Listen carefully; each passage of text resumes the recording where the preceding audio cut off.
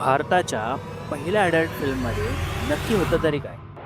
बाई फॅक्टरीमध्ये काम करताना दाखवली म्हणून या बॉलिवूड फिल्मला सेन्सर बोर्डकडून ॲडल्ट सर्टिफिकेट मिळालं होतं. काय चक्रावलात ना? तर हे साल होतं 1950चं आणि ही फिल्म होती हासते आसू. नाव तर अगदी फॅमिली ड्रामासारखं वाटते, पण या फिल्मला सेन्सर बोर्डनं ॲडल्ट सर्टिफिकेट दिलं होतं. ते का? तसं त्या काळासाठी हा विषय सिरियस होता, कारण नवऱ्याचं घर सोडून बाई घराबाहेर पडली होती. या चित्रपटात झळकली होती 16 वर्षाची मधुबाला आणि तिच्याबरोबर होते मोतीलाल, गोपे आणि मनोरमा, आणि चित्रपटाचे डायरेक्टर होते के.बी. लाल. तर या स्टोरीचा प्लॉट असा आहे, मधुबाला म्हणजेच उषा नवऱ्याच्या अत्याचाराला विरोध करत घर सोडते, फॅक्टरीत नोकरी करते आणि महिलांच्या हक्कासाठी लढते. त्या काळात घराबाहेर पडणं ही मोठी बातमी होती, म्हणूनच फिल्मवर इमॉरल असा शिक्का बसला होता.